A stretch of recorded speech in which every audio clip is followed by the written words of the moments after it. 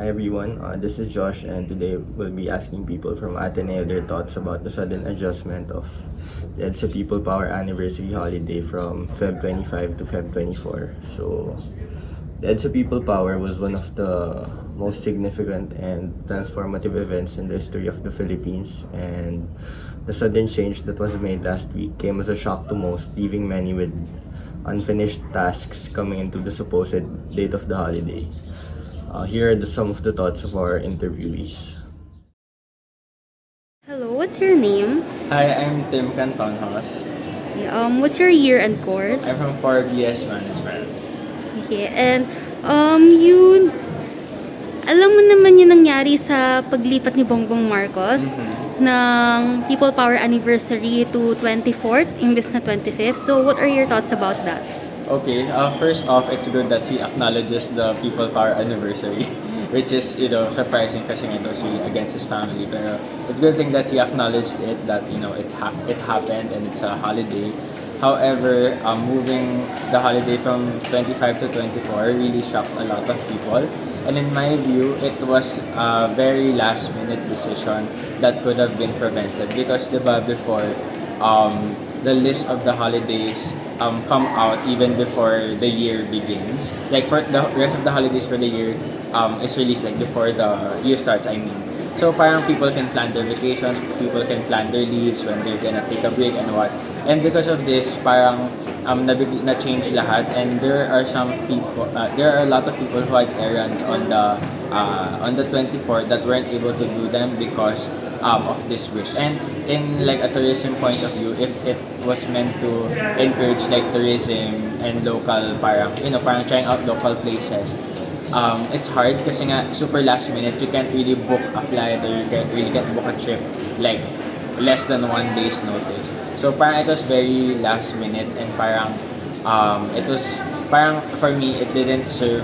If the intention was to promote local tourism, it didn't do that kasi nga hindi masyadong nakapag-plan yung tao. And some people also have classes on the 25th since Marcos also said na since na-move na from 25 to 24, hindi na daw holiday ulit yung 25. So, ang labo. So, yeah, I think it's very malabo, very last minute that could have been avoided. Hello, so what are your names? So hello, I'm Laris, currently a fourth year AV Management Economics student. And I'm Layla. I'm also a senior taking up Mech in Ateneo. Okay, so thank you for that. Alam niyo naman na minove ni Bongbong Marcos yung People Power Anniversary from February 25 to 24th. So what are your thoughts about that? So for me, first, ang una ko naisip nung minute niya, parang mananadya talaga siya. Siyempre, alam naman natin na yung holiday na yung dedicated dahil napa-oust yung kanyang tatay. So para sa akin, isa yun sa mga ways kung paano niya tuluyang binubura or binabago yung history ng Philippines. Tapos aside from that, medyo for me, responsive or hindi siya sensitive yung pag-move na yun. Given a one day, or actually hindi siya 1 day before, hours before the actual holiday siya hindi niya inisip yung parang effects nito sa iba. Yeah, reiterating Larissa's point on the context kung kailan siya move. So it was moved 7 p.m. the day before. You really feel na your intention to move was not to make things better for the citizens, but rather to really erase yung, I guess, meaning ng holiday on the Saturday. Kaya I really didn't like it as well. Yeah, I think yung practice naman kasi generally of moving a holiday, hindi siya new. Yeah. Especially nung time ni Gloria, siya yung mahilig magpamove. Pero at least, when in Gloria's time, minove siya, like 1 year before. Like, 1 year before may mandate na okay, holiday sa ganitong araw, move natin. So, dito, latabo talaga Very nalala siya. self-serving. Oo.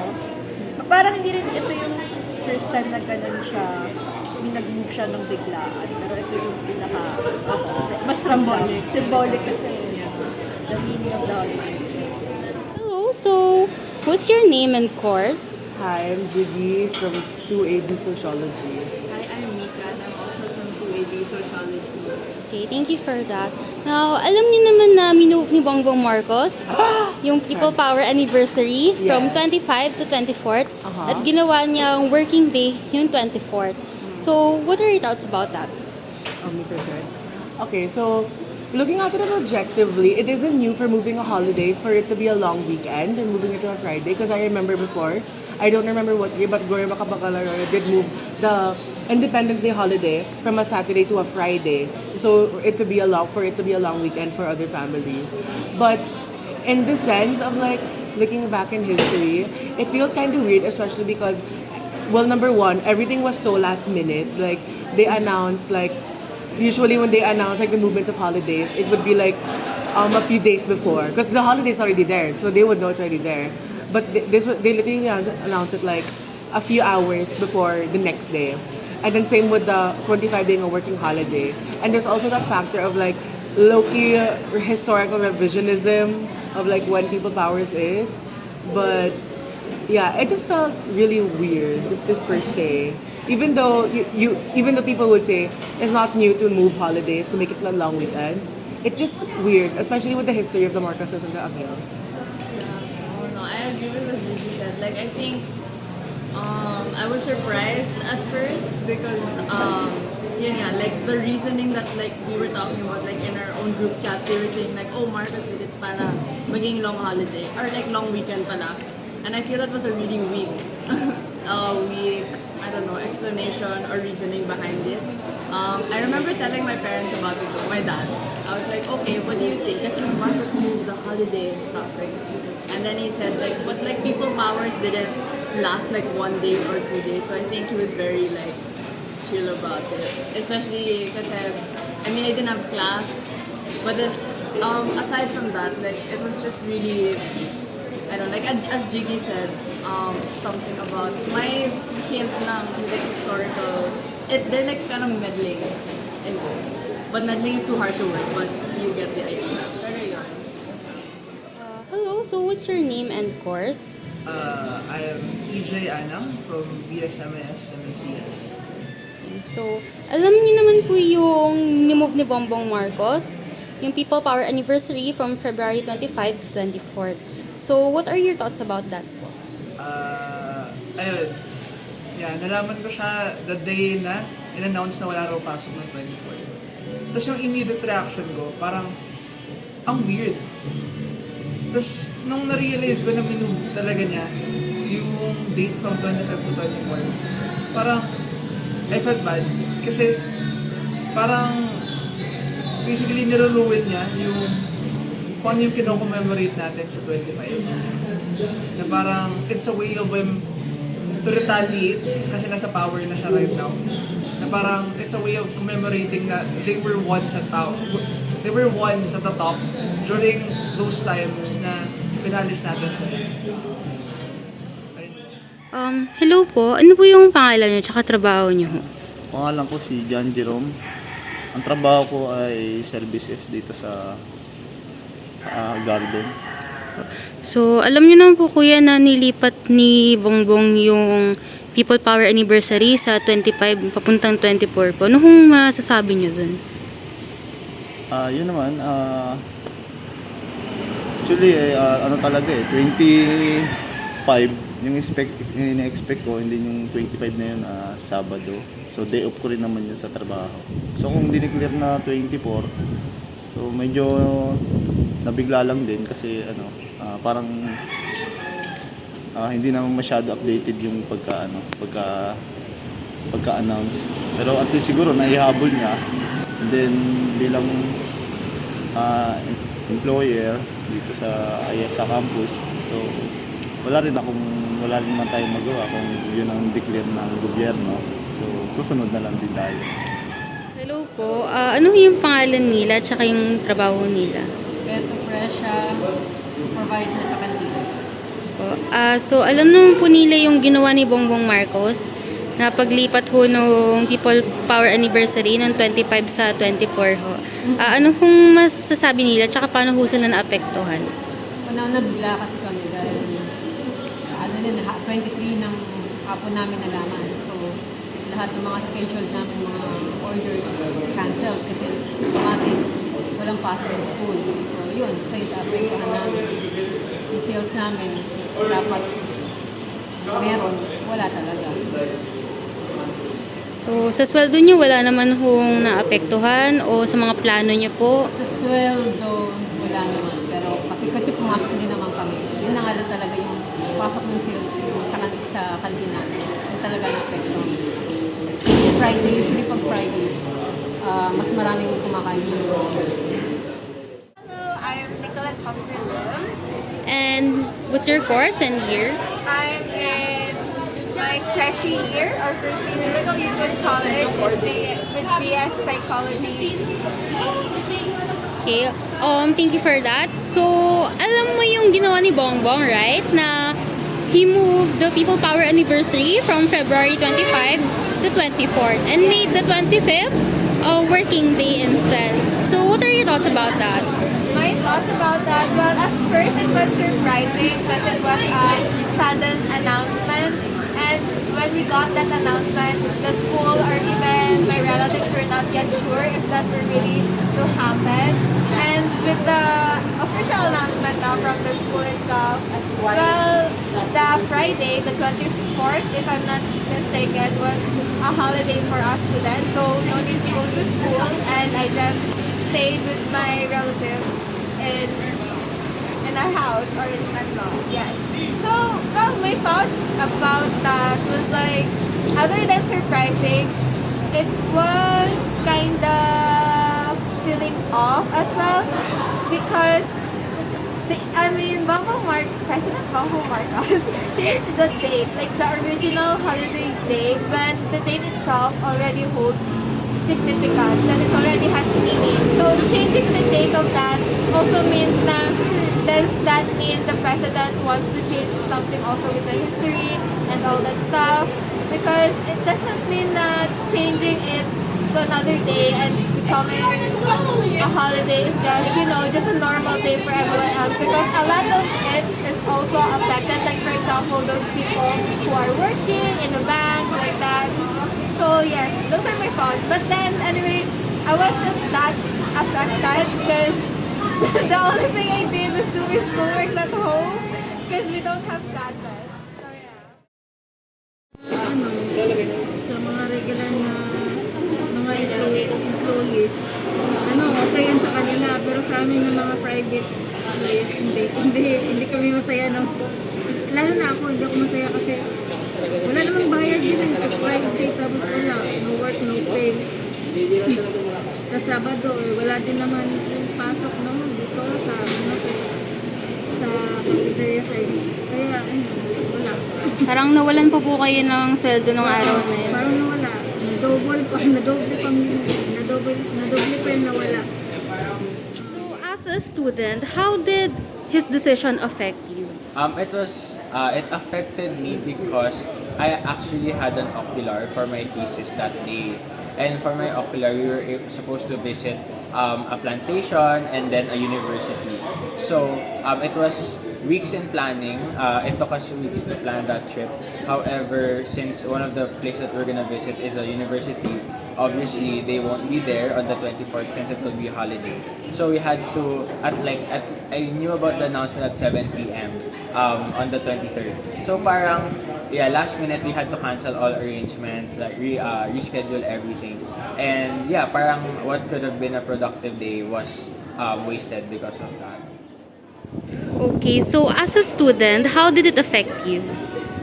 Okay, so for me kasi, I'm a student intern and well, we work 5 times a week during weekdays. Tapos what happened was, it was announced na super late na.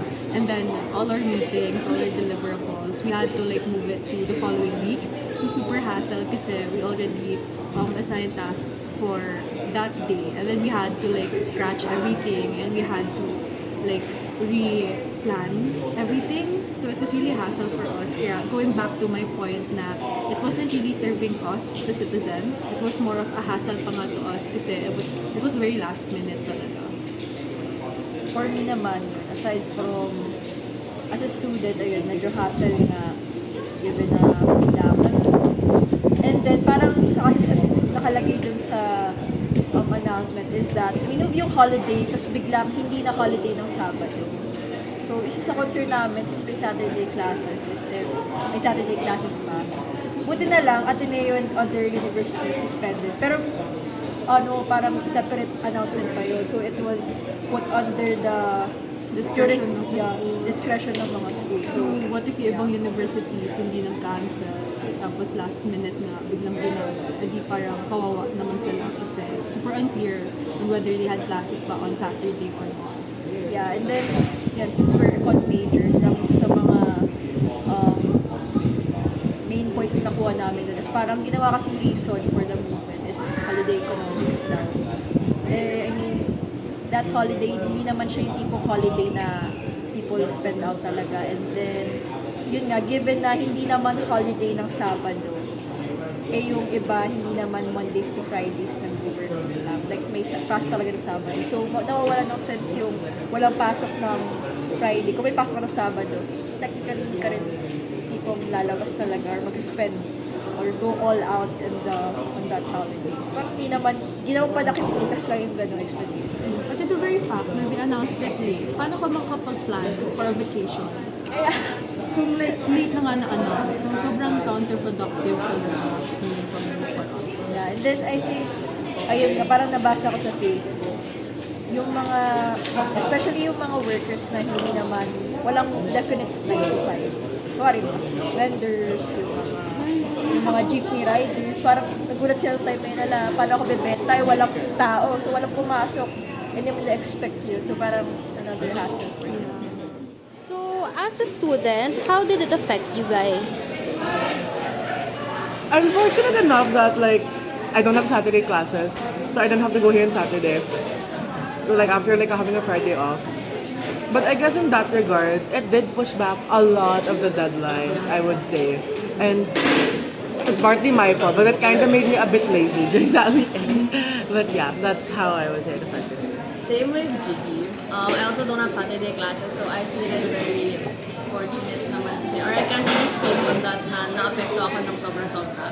But in terms of like the professors who have to adjust, especially with the last minute announcement, I think it's on them. Parang na-burden din sila kasi some of our professors really had their syllabus and their schedules planned out, and because of how last minute it was, they had also apprehensions na parang, oh, this is, so they have to adjust, like they really don't have a choice. So I think the pressure was on them mostly.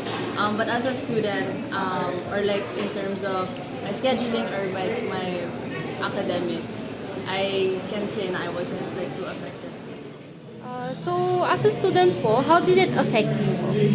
As a student, low-key syempre natuwa ako kasi walang pasok, pero I felt kinda bad. Kasi, yun nga, parang tinatapakan yung history natin na, uy, sa araw na to, dito natin napatalsik na isang diktador. Pero parang yung diktador na bumabalik, binabago na naman yung history para bumupor sa kanila. Paano po kayo naapektuhan nun sa sweldo nyo po, sa araw nyo? May plano po ba kayo? Kahit ano po? Sa sahod naman, wala naman apektado din sa salary namin. Dahil nga unang-una, yung linggo nga, ay yung Sabado is 25. So day off ko siya. Then kung dineclare ng 24, so ang habol ko na lang doon makapag-rest. Makapag-relax ako ng maaga. And then yung 25 Sabado, so day off ko rin siya. So makakapagpahinga din ako. So, hindi naman apektado yung sa salary. Okay. Taking the last minute announcement of BBM to make Feb 24th as a special non-working holiday as an example, we were directly affected by it as students, and so were everyone else who supposedly had work on those days. Some people consider this step as historical revisionism and an attempt to just give government officials like himself more extended day off. But at the same time, some people commended him because it seemed like he was facing the anniversary and seemed like he was giving us more time to commemorate it. And some people were also happy because there was no classes. However, this last-minute announcement created many broken schedules, which made many people mad, seen in some comment sections of our country's newspaper posts online. Furthermore, citizens are concerned about this action as it may pave the way for more announcements like this, where it was given so late. It may pave the way for more historical revisionists under BBM's rule also, and more unnecessary disruptions to the schedules of the masses. That is why we think that it's essential to know our history and how it affects or is present in our lives. It allows us to understand and learn from the past because history gives us a sense of perspective and context, helping us understand the present and be more prepared about the future. It also allows us to see how our current society and institutions have been shaped by the events and decisions of the past. In this case, why people power is celebrated and how such announcements can affect our commemoration of history.